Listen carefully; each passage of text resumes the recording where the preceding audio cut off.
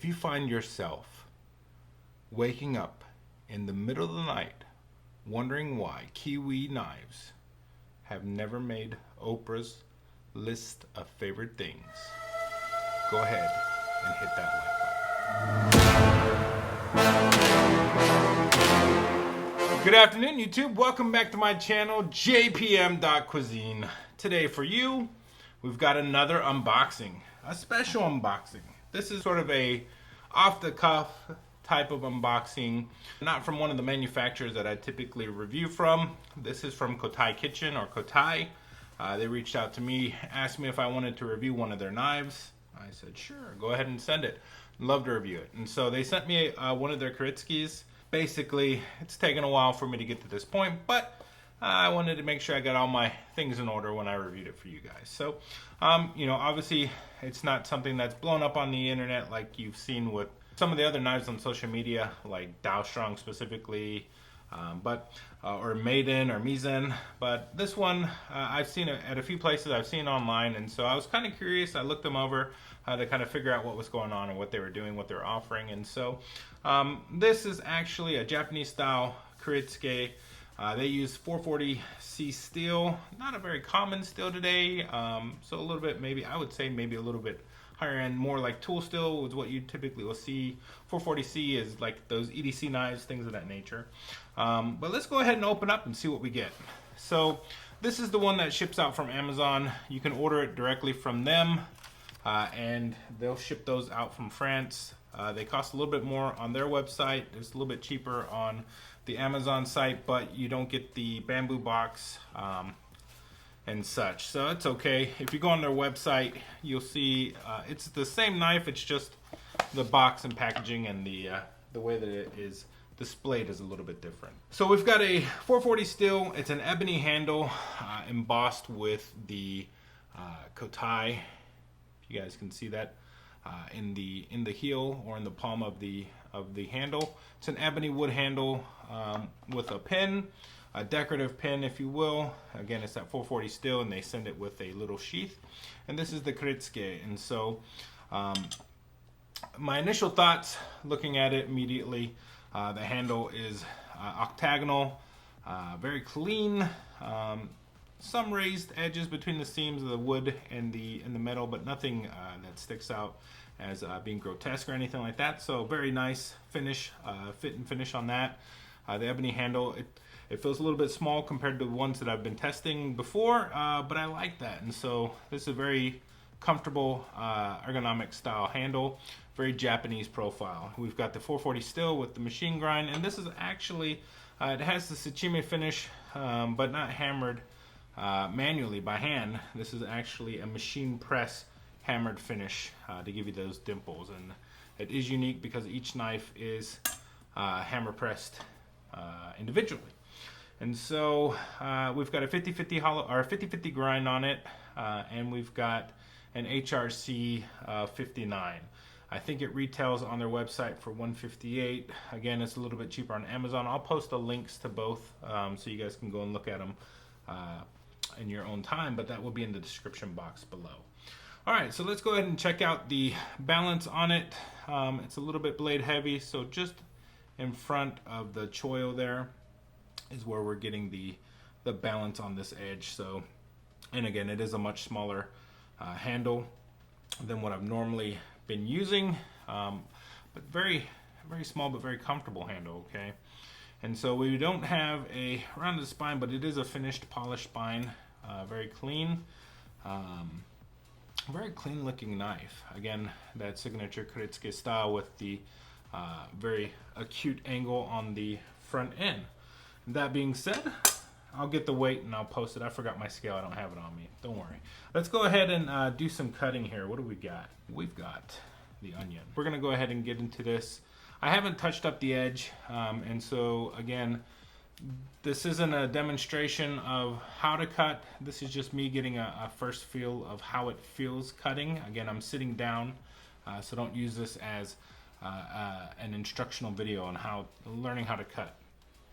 I always have to explain that to a lot of my viewers. And so cutting through, It feels like it has a very thick spine, very thick profile. It's wider and then it tapers off right around the half mark of the edge or the knife here. And then you've got your ground, your 50-50 grind on it.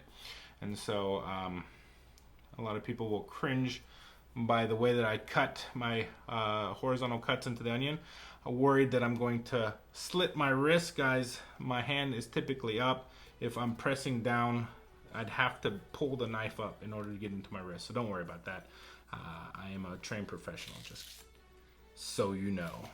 And so cutting in, I'm not trying to do anything precise. I'm just trying to get a cut to see how it feels without having to use too much force, to see if it cuts cleanly, if it glides through smoothly, if there's any sort of drag or inconsistencies with the edge or the manufacturing itself, if there's maybe something that's not symmetrical.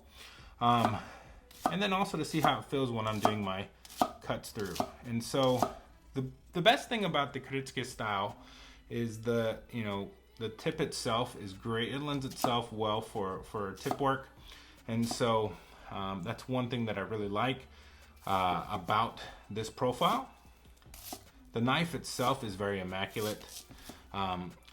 The edge, it feels a little bit thick. I will get the measurement on the spine itself, but it feels a little thick for the package. It's not a very big knife, and so, but you are getting quite a bit of material on it. And so for value cents, and again, I wish I had my scale, I forgot it, but I would get the weight.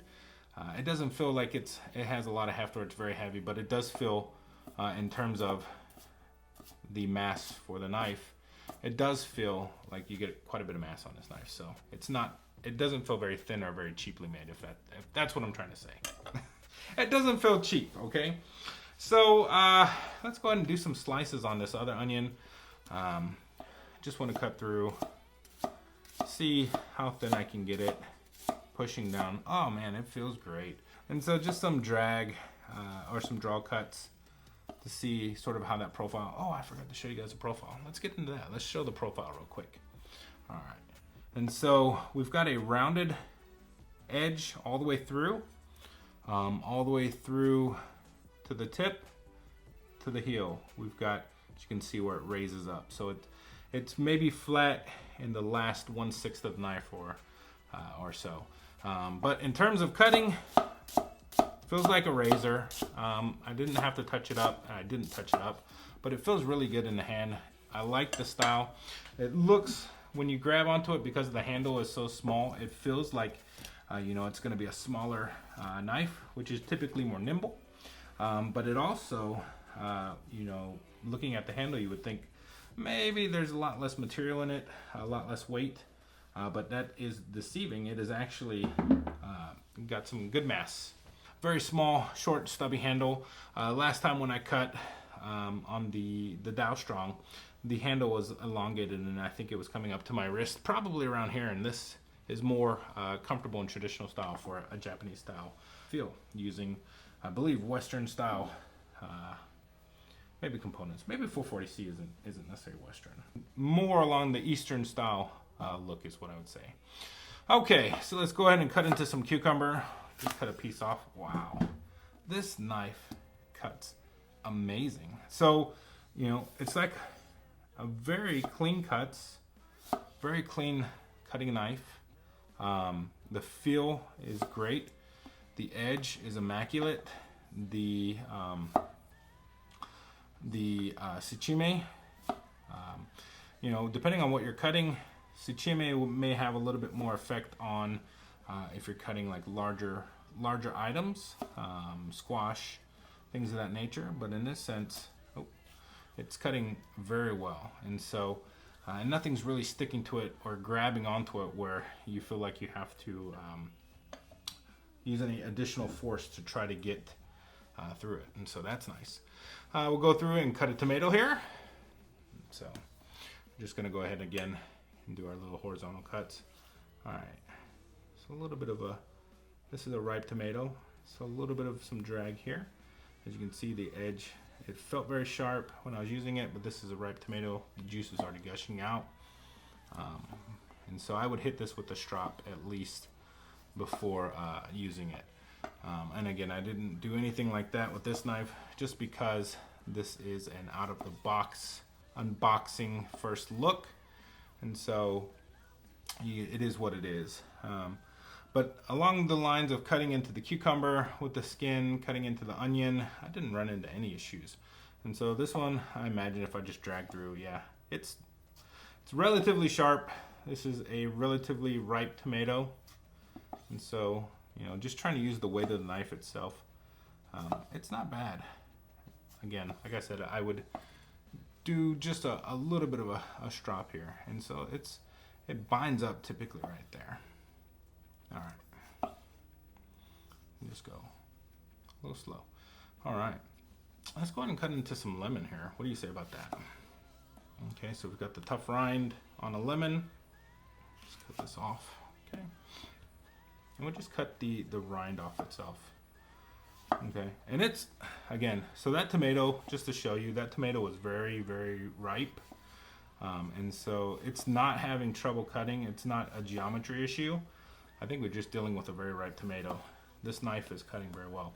And it feels really nice in the hand. I really like the edge. It's a little bit of a lower profile in terms of the height for the knife that I'm used to, but I like it.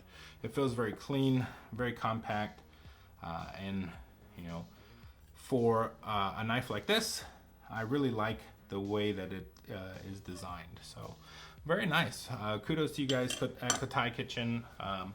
Really enjoy using this knife. Touch up a little bit of oil, very light. You don't want to make your handles slippery, but just to keep the finish nice on that ebony. But man, really good. So I like this knife. It feels very nice. It feels very small, but in a small package, it's very functional.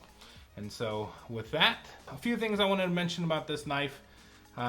From the supplier, from my contact over at Kotai, they did mention that if you order, I think I said this before, but if you order this from their website, you'll get it in a bamboo box as it's pictured on their website. If you order it from Amazon, if you're considering it, it'll come in that black box that I showed. I think they said that there's a supply issue right now, but they're usually produced in Seki, Japan, so these are made in Japan. But I think that they're saying that this run that I'm using is manufactured in China. And so whatever they got to do, I guess, to get the knives out, the material should be the same. It's just the manufacturing plant that might be different. And so if you're looking at purchasing one, if you get it from the website, you might end up with one that comes from Japan. Either way, I wouldn't be able to tell the difference from where it's manufactured. It feels very good in the hand itself. Again, I just hit it with a strop real quick. Or a honing rod, just to make sure the edge is livened up. Again, it is a ripe tomato, and I do have one that's less ripe, so let's see. Let's put it to the test. Let's try it out. Oh yeah, cuts through. This tomato is not ripe at all. This is a very firm tomato, and so this thing, yeah, it's definitely a very ripe tomato, as you guys can see. Nothing wrong with the edge. All right, well, I hope you guys enjoyed this video. I hope you guys have enjoyed the last two videos that I posted on the channel. Working very hard to try to get these out to you guys. I've got several more knives to review. A Tojiro, if you guys have seen that, and a Masahiro as well. And so we're looking at some really good knives on this channel, including this one that I just took a look at today. This is going to be quite fun looking at some of the next videos that are coming up. I hope you guys stay tuned. Continue to watch. If you haven't, go ahead and subscribe if you like this video. Show me that you like it. Hit the like button. And as always, thanks for watching, and we'll see you in the next one.